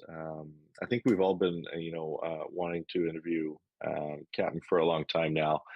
He's been a good friend of yours and somebody I've always wanted to speak with myself. So that was a really nice chatting with him today. So thank you so much, Captain Steve. If you do not know Captain Steve, guys, check out the link on the pinned comment there. You can go and check his channel out and definitely subscribe. He's one of the OGs, the older content creators, even before I started. So definitely go and check him out. There he is exiting the studio. Wonderful job on the studio. I like what you've done here. We've got some great options now with the cash pin glitch, designing different things on your freighter. I think that we've probably got more options freighter-wise with the cash pin glitch than we do on ground, using freighter parts on the ground. So I'm looking forward to seeing some really wild and wacky base builds on our freighters. It's interesting that we can't upload them, but they're still viewable to players. Well, I'm pretty happy with. I hope they actually one day just allow us to build the walkways and the platforms on plant-based, because they are really great parts to create a walkway. If you do an industrial build or whatever, if you check the build that we did with ER Burrows, Possess, and JC, we all use the walkways. It adds so much more vibe to your industrial build. It does. I really, yeah. I like the because the platform there. It suits having a landing pad very much. I've been dabbling with that myself, and I really like the look of that landing pad. It's extremely clean. It's got the railing, because we always like that railing around our landing pad, and the fact that those platforms have that. It's a really clean look, and you can sink your landing pad right in there, and you don't even see, the components of it. It adds a really nice style to your base, and it's very clean. So yeah, that was a really nice touch that you guys did there, and I've been doing that a little bit by myself as well. As soon as I was introduced, my favorite parts of the freighter parts are the platforms and the walkways. And so I've been playing around with that a little bit. I don't have as much success as some of the other players do. I was having a discussion with Dave Enrisover the other day, where he states that you can get up to 3 glitches in before it resets, and you get the base computer sort of glitch there. I have to do it each and every time. I have to reset and add another component. So I'd like to be able to see an improvement on that one. But like all glitches. Are you using the universal adjacency, or are you using the wire? I'm using the universal adjacency mostly, but I've been expanding into the wire and still finding that I'm still having the same issues of only one at a time. All right, that's weird, because I've been having way more luck with my wire glitching. I could build like 10 platforms without having to go back to my menu, which is really nice. But yeah, it's maybe it's a platform reason. I don't know. Perhaps, or there's always the explanation. I could be missing the glitch. There is a slight timing with it, albeit it's a much easier timing than the old wire glitch. But it could just be a simple thing like maybe I am just missing the glitch. I doubt it on a lot of those occasions, but then again, you can't rule that out. After all, they are glitches. We are glitching Mm-hmm. the game a little bit here to do what we want. I think what thrills me most about glitch building is once the parts are in place, they're stable and it doesn't wreck your game Mm-hmm. or damage the rendering Can I have a cookie? within the game itself. So, that was something that when I first was introduced to glitch building, I was really worried about that my bases wouldn't be viewable or Yeah. parts would not render properly or what have you. But the Blender glitch was stable, and so is the UAG and all the other glitches that Mm-hmm. we use today. It's whether or not you can make it work for you with Yeah. the timing or what the order of pressing those buttons. As long as you're staying in the constructs of the game, then there's no problem. Yeah, I did find if I go too quickly through the menus, I'm more prone to missing the glitch than if I take my time going through the menu while using the catch paint glitch. Each process or each button press, if I pause for just a second or so, it allows for a more successful glitch on my part. But then again, maybe that's just me. It could be. It could be. Yeah. It's I know that for example Xbox. If you play on Xbox, you don't even need to do the slide glitch to get your stair on the first floor of your freighter.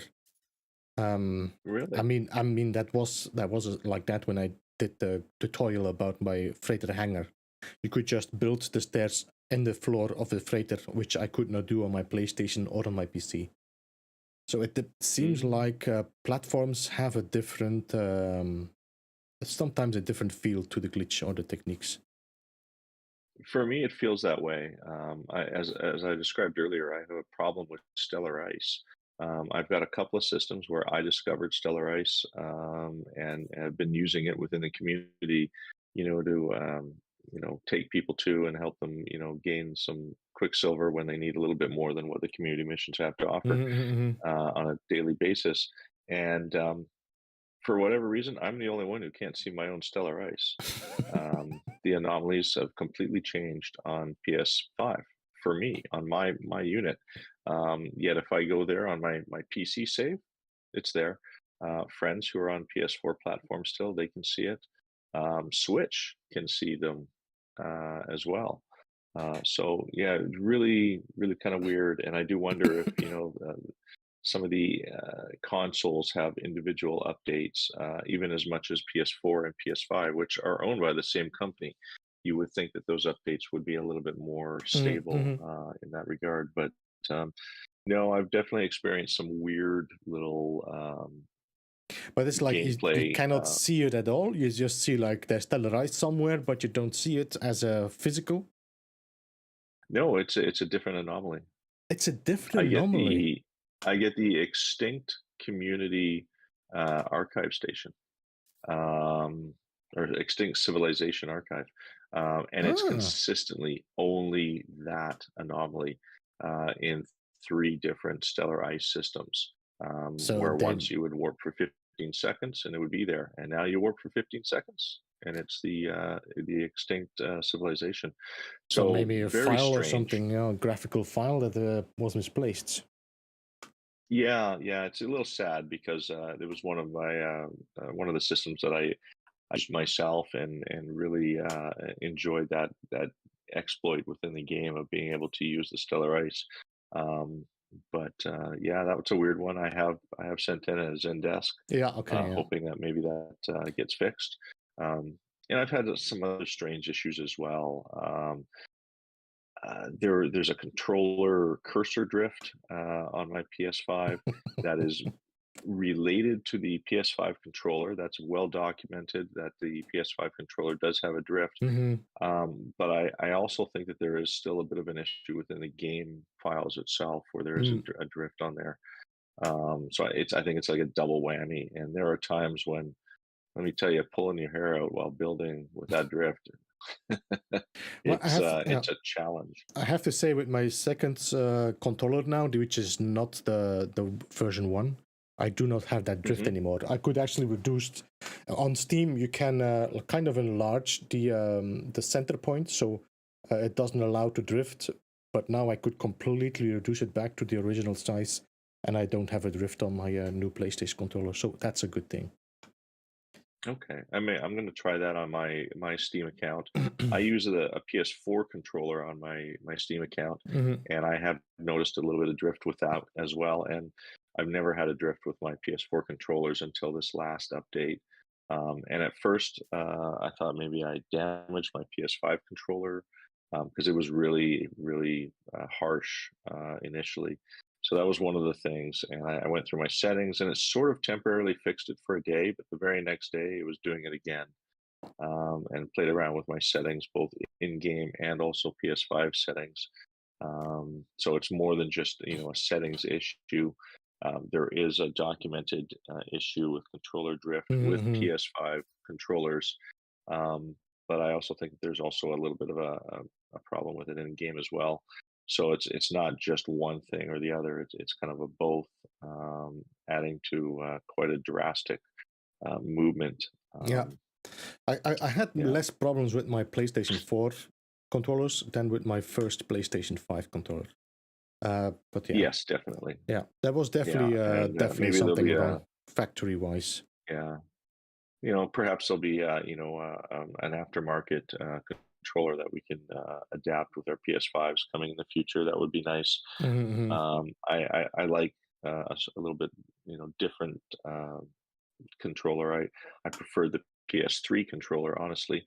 But when PS4 came out, it took some getting used to, and now I prefer that over the PS5. And each controller iteration as it's progressed through the years, they've changed it ever a little bit each time, and each time I like the previous version more. So Mm. maybe a little backwards technology would be appreciated for Sony, but then again, don't hold your breath. No, if actually, I always kind of enjoyed the Xbox controllers, but I kind of like the location where the dual sticks are on the PlayStation. If Xbox would switch their controller so that the dual sticks are on the bottom, I think it would be an ideal controller for me. The only thing I don't like is the clicky sounds. I feel that the PlayStation 5 definitely has a way more softer feel when you press buttons. It doesn't feel like sticky, you know what I mean?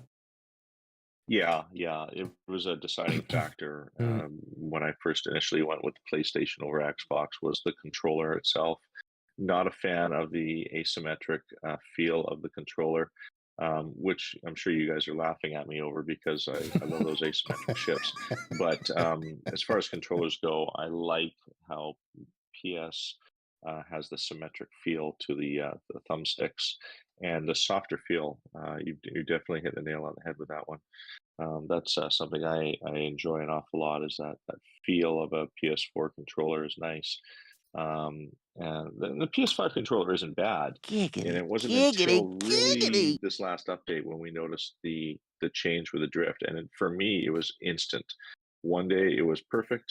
The next day it was drifting, Mm-hmm. and that came exactly when the update dropped.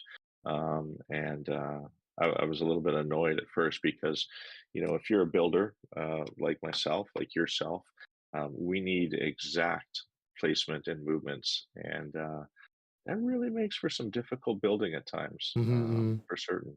You know, Yeah, true. I mean, especially if you have a drift and then you want to do a glitch and it drifts away from the snap point. yeah, yeah, that It's not makes it hard tough. enough. It's Getting not up hard enough, the close. glitch. Yeah, getting up close and free placing items, that's really difficult. Quite often, I use the spot glitch, and you want to find, like certain placement of where you want that cable to line up so that you can glitch right on that spot. Mm-hmm. That becomes very difficult simply because of the drift, right? Whether you're moving forward or backward, and that changes the angle on your building camera. That's a little bit frustrating, but I mean, I've gotten used to it, but it needs to be addressed, honestly. Both PlayStation and HG need to work on that one and integrate together, because I think that will drive players away from wanting to play the game. When I play other video games, I don't have controller drift. You don't? Nope. not at all. So I have a couple of other games on my PlayStation 5 and no drift whatsoever. then So that's why definitely, I know yeah, that it's more than just the PS5 controller. yeah. That there is something that's not meshing in the programming. So yeah, and yeah, hopefully they get those bugs worked out. I've sent in Zendesk tickets and hope that they see them and work on them. So we'll see. And maybe that's why the internal updates are taking a little while to be put out there. Is maybe they're working on some of those things which are plaguing the game a little bit. So Yeah. I'm hoping, very hopeful. Yeah. I like the new style of your cameras. Those look really, really Can good. I have a cookie? They are pretty much the same, but I did a little bit more, fine tuning on it. But yeah, it's it looks good. Cool new studio, and how many what? Oh, how many hours would you say you spent on building this studio? Well, I built another studio down on the left side there, and I was like, oh, that's a good idea, but I don't like the location where I'm at. So I destroyed that whole thing, and then I built it up here. I think, let's say, for this studio, I think 25 hours, something like that. Okay, that's not too bad. That's not too bad at all. It's not uncommon, for a builder to spend, upwards of 30, 40, 50 hours working on a specific build. Even when they're small, sometimes certain things take time. I really like how you've inverted the tables here to make the walls. It's got a really, really nice look to it. The texture is really amazing. It looks great. It's perfect for the golden gek, no? That's right. Hey, too late. We've already interviewed you. Oh dear. What's on the horizon for Beeblebum in the next few months here? I don't know what's going to happen now. If we're going to get an update, are we going to get the review of the expeditions? What is going to happen? I don't know. So I think I'm going to be focusing on some reworks of the tutorials I have. I might just use a lot of the same footage and just rework the data in there. I think I need to rework the hotspot video because there are a few things that changed, especially the diminishing returns. And then I need to see the ships as well, starships, multi-tools, everything has changed there as well. I was thinking about what would be great if they have ship customization, that your supercharged slots adjusts depending on the building parts, the parts you use on your ship as well. So you could actually adjust the locations of your supercharged slot depending on what part you use. That would be interesting. I mean, it's just or even specific. Yeah, it's just I think if you allow this to happen, it gives so much more playability to the game as well to really, really fine tune the ship you want to have. Anyway, that was just an idea. But yeah, I will see. I don't know if we're gonna expect anything happening. I don't know. There is now 2 internal updates still not released. I don't know what it is. 7 hours ago, no? Let me see. 7 hours ago. I don't know. I don't keep up with the internal updates. I don't take part in them. So yeah. Most of my gameplay is on the PS5. Yeah. Okay. Now you're taking a bit of a break from building a No Man's Sky since the last couple of builds you did. I've been playing a lot of Modern Warfare. Yeah, I was going to say, what other games are you been playing, and are you planning on streaming some of those on, I guess, the Saturdays, or when you stream other games? Most of the time when I'm streaming other games than No Man's Sky, or at least for this site, Beeblebum website, the Beeblebum YouTube channel, I'm streaming on Twitch. So I've been streaming Uncharted, the 4th one. And I did some... I've seen that a few times. I did some... the last stream I did was Modern Warfare, just some multiplayer Modern Warfare. I don't know. It's just, how I feel to play. Tomorrow I can't stream anyway. I have things delivering, so there's no stream. So Saturday we should be back with the regular No Man's Sky stream, probably a permadeath stream. We'll see. But I might be doing some Valheim as well soon on my other channel, the B side. Right. Because I think we'll probably I will know see that was the. a very popular one. Yeah, a lot of people really enjoyed your Valheim streams. What was it about Valheim that made how do I word this? What was it about Valheim that made it so you weren't really interested in playing it so much anymore? Because you took quite a break from Valheim. The thing was just that there were quite some big updates came, like Outlaws, the Sentinel updates, Frontiers. These were like massive updates to No Man's Sky that really took a lot of my attention. We were also streaming Valheim on like with Zane, Christy, Golden Gag, Captain Pugwash, and TK, and a lot of us were starting to divide ourselves because we had other things. I mean, Christy was having her own channel, which she took a lot of attention off. Zane wanted to focus more on his channel, so it started losing. We didn't have much time anymore to stream together. So it's like, you know what? I'm just gonna close the server, and I'm gonna wait until the new update drops, the Mistland update, and then jump back in. That was my idea.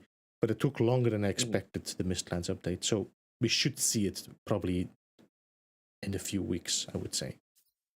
Yeah, because they've had a couple of really big game updates. I've been following along with Christy very quietly there, and I've noticed that she's been streaming a lot of those big updates and everything like that. A lot of changes to the game as well. So. When you stream it again, we'll all be excited to see you play that particular game again. I know myself. I don't know. It seems endless. I never can seem to get enough of No Man's Sky, even when I do take breaks. They're very short-lived. I'll play a little bit of Rocket League from time to time, which amazingly that game is still going. I do like a good zombies hunt there and the Call of Duty. So, I take breaks too, just they don't tend to be very long. I'm always drawn to the No Man's Sky community and the game, whether it's building or exploring or ship hunting. So, yeah, but I will be focusing. I mean, if you make content about it, you have no other choice than play your game again. But I just needed a break. Just that's been like a few days now, so get it out of my system. Yeah, I hear that. Yeah, I've been on a bit of a kick where I enjoyed making a story related video for a change instead of a base build release. Yeah, It's a combined thing. So I'll build a base and develop a story that goes with it. And I've had this ongoing story in my head for a couple of years now, and that's been kind of nice to work on that for a change and put my efforts into something a little bit different and challenge myself to try and tell a story without words or vocalizations, which is a challenge, let me tell you, but it's worth it, at least for me, in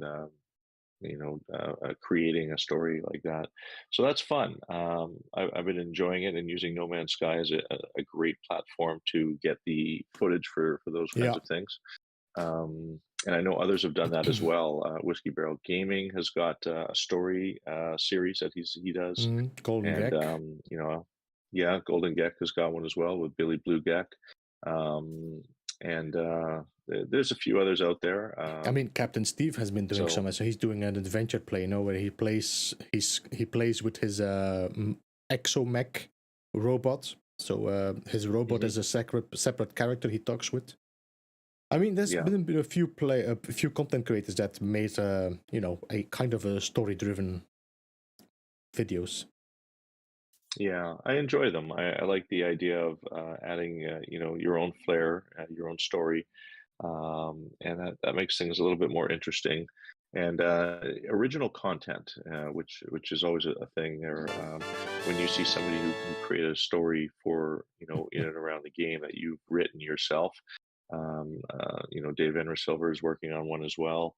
That original content is really good. I like that, and it sets each content creator part in their own way, their own unique way. So, yeah, I'd like to see more of Jimothy, I that. want to thank you for the £2 there. Appreciate that. 07. Yeah, 07, Jimothy. His question And, is, if you everybody could, else in chat. Jimothy is asking, if you could have the ideal song artist for No Man's Sky, who? Oh, that's easy for me.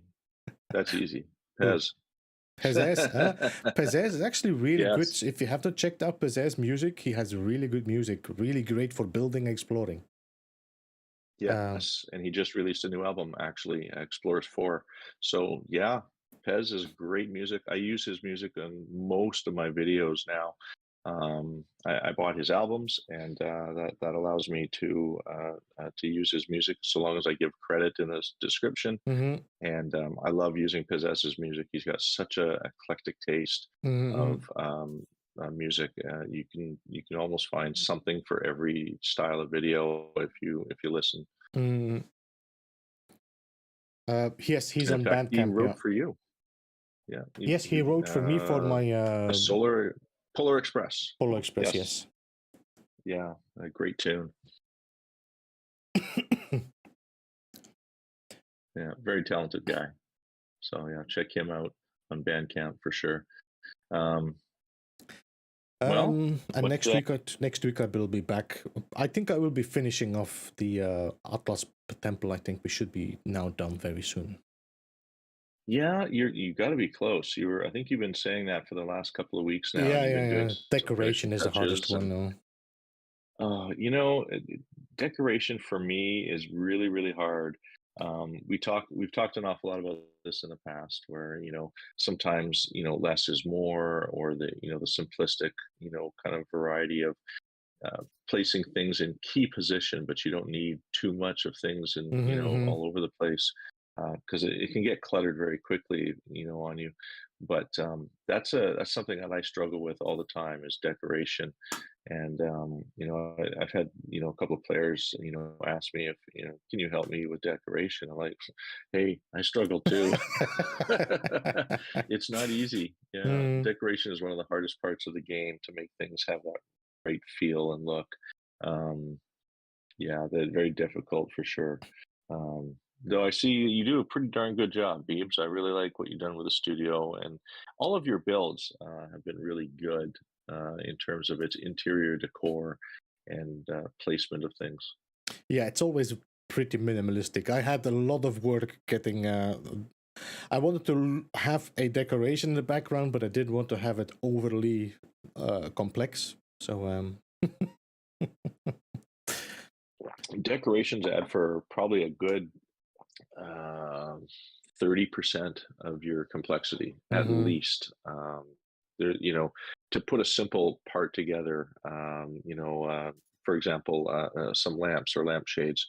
It's not just a regular lamp that we have in the menu, a single part. For a lot of us, we like to try and merge other parts together to create our own style of lamp. And I'm just using that as an example. You're looking at 4 or 5 parts for a single lamp, and then you add that up. It adds up quite fast on your complexity for certain. True. Those torches you made on I think one of your last videos. Which one was it? From the Giant Mushrooms, the video game. Did I make torches there? I think did you make torches? I think you made torches. I made torches, but I thought you were talking about my what you call it, the Boulder Haven. There I built these kind of like torches, these Japanese torches. I'm not sure if you noticed them in the video. The tiki torch, and they're on the stands with 4 doorways and a little roof on top. They're all mini. Yeah, and that was what 5 or 6 parts each. Yep, 1, 2, 3, 4, 5, 6 parts. Yeah. Yeah, but the look, right? I mean, when you find a look that really works, you can't help but not go with something like that. I've made a few torches and experimented a little myself. All of them a minimum of 2 to 6 parts, to get that right look for sure. Hey. Tree stumps work great. Drop it. Invert the for the mushrooms. Yeah. Yeah. Sadly enough, these bases, I went and checked, and my second base did not show up that I built. So I don't know if it shows up for other people as well. Every time I have to warp out and warp back in to get it to show up, which is a bit of a shame. Yeah. That's been an ongoing issue since the last update, and I've Zendesk that as well. I hope HG addresses that. A lot of my bases, which I know rendered and were viewable prior to the update, are not viewable now. There's a few that I keep up there, and it's a little frustrating as a builder to know that it was there and now it's not, and others can't visit and view it. So. Especially if you're making a base that has resources or mine, like the stasis device farm that you guys built together as a group, you want that to render because if it doesn't, I mean that's no problem. The problem was, the Blackreach build is 2 base computers. So it's one on one account and the other one is on the other account, and it doesn't render. It doesn't show the second base computer, so I have to warp out of the system, warp back in. And then it shows both base computers, which is a bit of an annoyance, but yeah. Yeah, and it should. It's 2 separate accounts, and separate accounts should be viewable regardless how close they are. When we did the Booyan build, Pez and Alex and Sambines and 6 builds. Zagritos, there were 6 builds, and you could see them all, and they were all within 350 U of each other, very close, very complex bases, and all of it were viewable and all of it rendered. So we know it's possible. They've just got a little bit of a bug within the game right now, which is hindering a few things. I like to see that fixed up, because I think that's something that the base building community itself really needs is the ability to see those bases, or for multiplayer to see those bases. All right, you want to talk about anything else? We couldn't even ask the question to Captain Steve what he would say when he saw him. He was off in a rush. He had to go get the wife, and I don't blame him. You gotta go. Whipped, guys, whipped. Hey, if life is good for him, it doesn't matter. So I don't really have anything else that I need to talk about or wish to talk about. I think we talked about a lot today, speculation and what we're each doing. I'm looking forward to a series of builds and stories, which I'm working on right now. So I look forward to getting those out there, and I look forward to some of the content that you're putting out there with some of your new mining builds and whatnot that you're talking about. So, I think we're pretty good. Yeah, I think so. I think we are at the end of the Studio 16 for today. I have not seen KJ, I think, in the chat. I'm not entirely sure. And I'm not sure if they are going to be streaming. I know that Lava Lamp has some issues with either his internet or power. So we'll have to see about that. I'm not sure if anybody else is streaming, so I'm going to have to check if I can raid somebody. So let me check that. Yeah, I wonder who else is on there. Normally Crisscross might be streaming, but I'm not entirely sure. Yeah. I know APG has been streaming at lots of different times lately. No, I don't see anybody. Yeah, no, nobody's really on right now, which is a little bit of a shame, but that's okay. Fear not, there'll always be somebody a little bit later in the evening. I only have a few people that I know that are playing other games, but probably half of you are not going to be interested in that. So we're going to call it that. Let's put it up. Can we go and show some love to the Rasplay? It says happy birthday. Okay, guys, it's his birthday. All right. So let's copy that link. Yeah, let's all go wish him a happy birthday. Copy. Paste. So guys, I'm not sure what he's playing actually now. I didn't check what he's playing. Customization. Add redirect.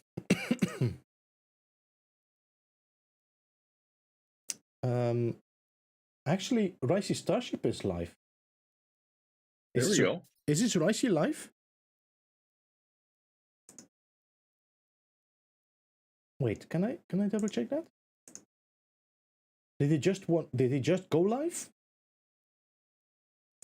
I don't know. It's What? hard to Ah, say. there he is. He just went live. I think he just went live. All right, let's go and good rate timing for Rightsy. Yeah, let's keep it in No Man's Sky.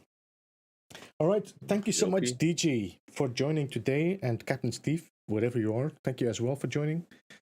I hope you enjoyed it, DJ. I hope you're having a good day today. Always a pleasure, Beebs. Thanks a lot for having me on the show as a co-host. Thank you, everyone out there. I really appreciate your support. And we look forward to seeing you guys next month in Community Spotlight. Doesn't happen without all you guys supporting us. So thank you very much. You all have a great afternoon. Thank you again, guys, for joining. Thank you as well for the likes, the super chats as well, and just being here in the chat and trying to distract me. I see you there, midnight. Have a great one. Really appreciate you all jumping in, and we'll see you again Saturday. Saturday we'll be back for another No Man's Sky stream. We will be doing the permadeath stream, and then we'll see after that. Thank you so much for joining. Have a great one. Bye bye. Take care, all. End stream.